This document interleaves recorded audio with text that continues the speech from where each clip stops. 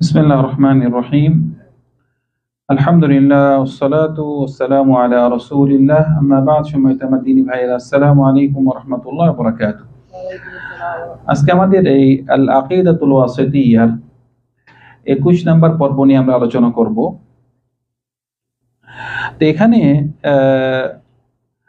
আল আকিদাতুল ওয়াসিতিয়্যার যেই কিতাবটি ইমাম ইবনে তাইমিয়াহ এক একটি অধ্যায়ে তিনি আল্লাহ সুবহানাহু ওয়া তাআলার বিভিন্ন বিভিন্ন সিফাত নিয়ে আলোচনা করেন এবং এই সিফাত নিয়ে উনি শুধু দলিলগুলো পেশ করেন, মানে কোরআন থেকে দলিল, তারপরে আসবে হাদিস থেকে দলিল, শুধু মানে দলিলগুলো উনি পেশ করে থাকেন।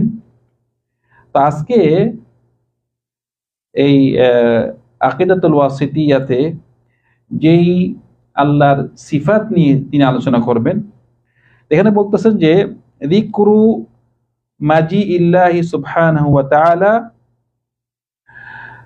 লিফসলিল কদা বাইনা ইবাদিহি আলা মা ইয়ালিকু বিজালালিহি, মানে আল্লাহ সুবহানাহু ওয়া তাআলার আগমন, আল্লাহ সুবহানাহু ওয়া তাআলার আগমন, তিনি আসবেন। কোথায় আসবেন? কিয়ামতের দিন তিনি যখন নাকি সব আল্লাহর বান্দারা সবাই অপেক্ষায় থাকবেন যে তাদের বিচার হওয়ার জন্য, একটা ফয়সালা হওয়ার জন্য, তখন আল্লাহ সুবহানাহু ওয়া তাআলা তিনি আসবেন। মানে তিনি আসবেন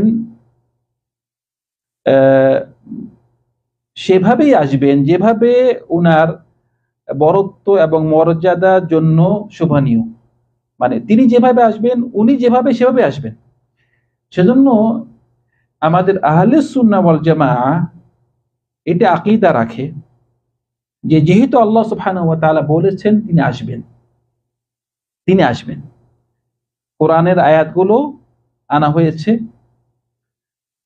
অনেকগুলো আয়াত ইবনে তাইমিয়া এখানে উল্লেখ করেছেন।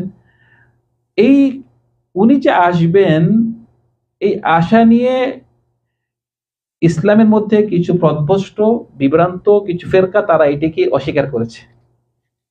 কেউ কেউ অস্বীকার করেছে, কেউ কেউ কি এটাকে কি করেছে? বিকৃতি করেছে। আমরা প্রথমেই কি বলেছি যে আমাদের আহলে সুন্নাহ ওয়াল জামাআহ আল্লাহ সুবহানাহু ওয়া তাআলার যে কোনো সিফাত আসবে, ওই সিফাতটি কি করা যাবে না? বিকৃতি করা যাবে না, অস্বীকার করা যাবে না, পদ্ধতি ধারণ করা যাবে না, কোনো উদাহরণ উপমা পেশ করা যাবে না। এই চারটি নিয়ম আপনার সামনে থাকলে আপনি নিরাপদ। আহলে সুন্নাহ ওয়াল জামাআহ আল্লাহর সিফাত নিয়ে তারা এই নিয়ম যখন থাকবে তখন ওরা নিরাপদ।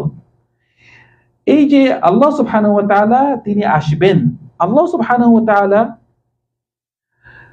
তার কোরআন মজিদে বলতেছেন যে হাল ইয়ানজুরুনা ইল্লা আন ইয়াতিয়াহুমুল্লাহ, হাল ইয়ানজুরুনা ইল্লা আন ইয়াতিয়াহুমুল্লাহু ফি যুলালিম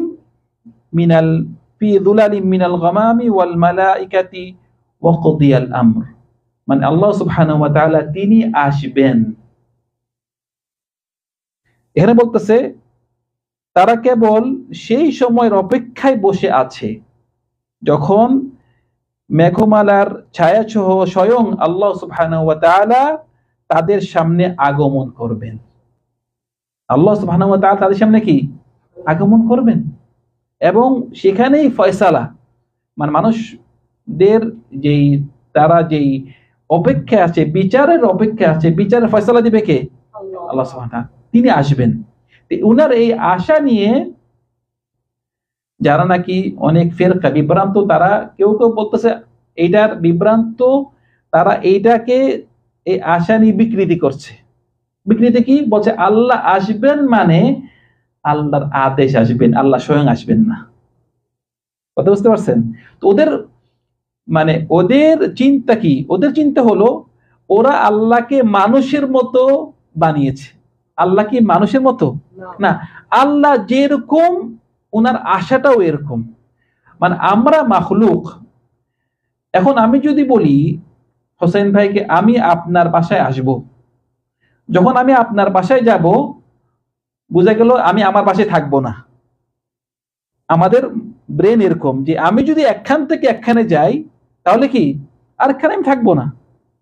তো ওরা যারা নাকি এই আল্লাহর আশাটাকে ওরা বিকৃতি করে বলতেছে আল্লাহ আসবে না, আল্লাহর কি আসবে, আল্লাহর আদেশ আসবে, তাহলে বিকৃতি করা হয়েছে। তো ওরা বলতে যাচ্ছে যদি আল্লাহ আসে তাহলে তো আল্লাহ এক জায়গা থেকে আরেক জায়গায় আসলো, বা এক জায়গায় আসবে আরেক জায়গায় খালি হয়ে যাবে।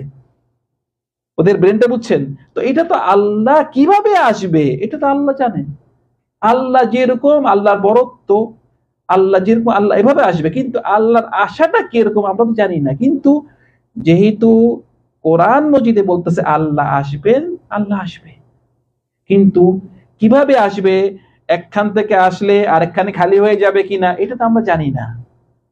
সেজন্য যখন নাকি আমরা কোরআনের আয়াতকে আমাদের বিবেকের সাথে আমরা সবকিছু তুলনা করি, মাখলুকের সাথে তুলনা করি, তখন আমরা বিভ্রান্ত হয়ে যাব। সেজন্য কোরআনে আছে আল্লাহ আসবে, আল্লাহ আসবে। আল্লাহ একখান থেকে আসলে আরেকখানে খালি হয়ে যাবে এইসব আমাদের চিন্তা করা প্রয়োজন নেই। আল্লাহ যেভাবে নাকি আসা প্রয়োজন সেভাবে আসবে। তো এখানে ইবনে তাইমিয়া সে হাদিসটি আনছে আমাদেরকে আহলে সুন্নাহ ওয়াল জামাআর যে আকীদা, যে আল্লাহ সুবহানাহু ওয়া তাআলার এই যে একটা সিফাতগুলো আমরা কোনো রকম বিকৃতি করব না, কোনো অস্বীকার করব না, কোনো পদ্ধতি ধারণ করব না, এবং কোনো উদাহরণ দিব না। এখানে উনার আল্লাহ সুবহানাহু ওয়া তাআলা উনার সিফাত এনেছে, উনি আগমন করবেন। এই সিফাতটাকে আমরা কি বলবো, সিফাত যাতিয়া নাকি সিফাত ফি'লিয়া? সিফাত যাতিয়া বলেছি না, একটা সিফাত যাতিয়া যেটা নাকি আল্লাহর মানে সত্তাগত গুণ, মানে আল্লাহর সাথে থাকে এই সিফাতটি প্রত্যেক সময়। এই সিফাত থেকে আল্লাহর নাম বানানো হয়েছে। যেমন ধরেন রহমত, মাগফিরাত, এর থেকে আল্লাহ রাহিম, আল্লাহ গফুর, আল্লাহর সত্তাগত গুণ। কিন্তু কিছু কিছু সিফাত আছে আল্লাহর কি কর্মগত গুণ, আল্লাহর কর্মগত গুণ, এই কর্ম থেকে আল্লাহর নাম বানানো যায় না। যেমন আল্লাহর আগমন, এটা কি আল্লাহর কি সিফাত, সত্তাগত না কর্মগত গুণ? কর্মগত গুণ। তো আল্লাহ যে আগমন করবেন। তো আজকে শুধু ইবনে তাইমিয়া মানে এই সিফাত নিয়ে তিনি আলোচনা করেছেন। কয়েকটি হাদিস, কয়েকটি আয়াত এনেছেন। যে একটা আয়াত যে একটু আগে পাঠ করলাম, যে হাল ইয়ানজুরুনা, আরেকটা আয়াতে হাল ইয়ানজুরুনা ইল্লা আন তাতিয়াহুমুল মালাইকাতু আও ইয়াতিয়া রাব্বুকা আও ইয়াতিয়া বা'দু আয়াতি রাব্বিক। আল্লাহ আসবেন, হাল ইয়ানজুর, তারা মানে শুধু এই অপেক্ষা করছে যে আল্লাহ আসবেন, ফেরেশতারা আসবেন এবং আল্লাহ আসবেন।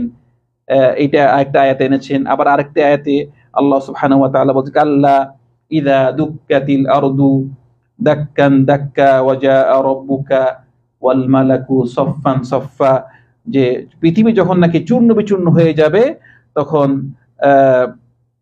মানে তোমার রব মানে আল্লাহ সুবহানাহু ওয়া তাআলা তিনি এমন অবস্থায় আসবেন, ফেরেশতারাও ওনার সাথে এরকম কাতার মানে ফেরেশতারাও এভাবে দাঁড়িয়ে থাকবে ওনার সাথে।